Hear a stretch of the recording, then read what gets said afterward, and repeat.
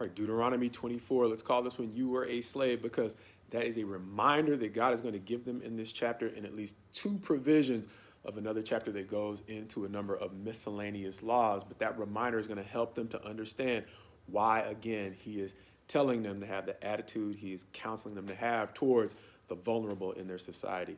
In many ways, that term vulnerable describes the recurring categories of the widows, the orphans, and the sojourners, otherwise known as the foreigners in some translations. But before we get to those miscellaneous laws, this chapter that seems to deal with principles in pairs, even if it's not sequential pairs, is going to start off with a pair of provisions about marriage. The first one being about a divorce. If a man decides he wants to divorce his wife and she remarries, he is not able to go back and marry her again, even if she's divorced again or if she's widowed. In some ways, helping us to understand the severity of our decisions. Sometimes in heated emotional circumstances, we can be tempted to make long-range decisions because of a short-term emotional state. And so he's saying, think about it. Are you sure you want to divorce this woman or let her go? Because in this particular circumstance, if she remarries, she's gone. Beyond that, it's not just about the depth of responsibility in marriage, it's about the joy of marriage, because the second provision talks about newlyweds. And a newlywed husband, insofar as he would otherwise be committed to public service or in particular military service, has a 1-year exemption that the Bible is going to say specifically allows him time to enjoy his marriage, and likewise vice versa, the time for the wife to enjoy her husband and her marriage.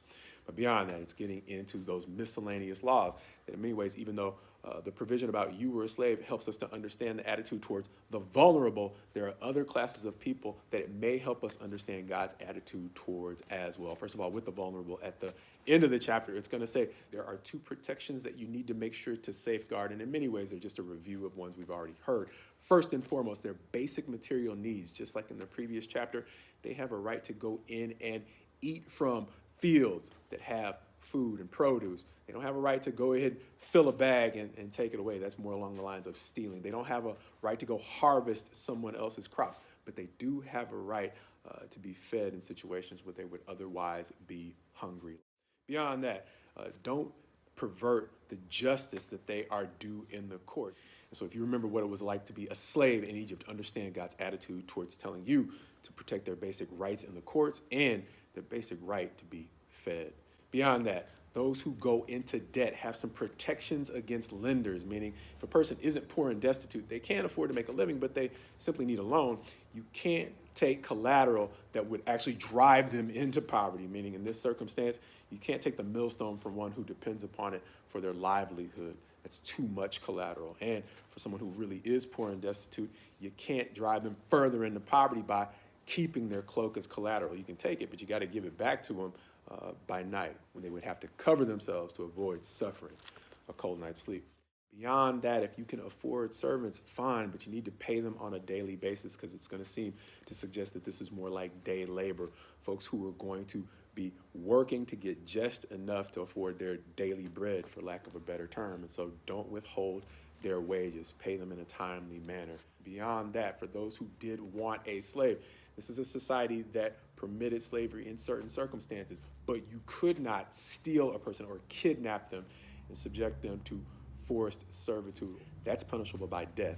And in many ways, it's talking about stealing an Israeli brother in this circumstance, which points back to the story of Joseph, who was stolen by his brothers and sold into slavery. But even beyond that, there was a provision we looked at back in Exodus 21, around about verse 16, that said, whether it's an Israeli brother or not, you can't kidnap a person and sell them into slavery or force them into slavery. And in many ways, if you understand the perspective that God is once again telling them to keep, you were slaves in Egypt, then you may understand a little bit better his perspective on how they were to treat the vulnerable, once again, the widows, the orphans, and the sojourners or foreigners. His attitude towards protecting debtors from lenders, and then his attitude towards protecting the person of people from being kidnapped and forced into slavery. Understanding that in all of these situations, once again, the law seems to be showing us how God is establishing basic principles of respect that his people are supposed to show not only to their own brethren, but everyone in Israel.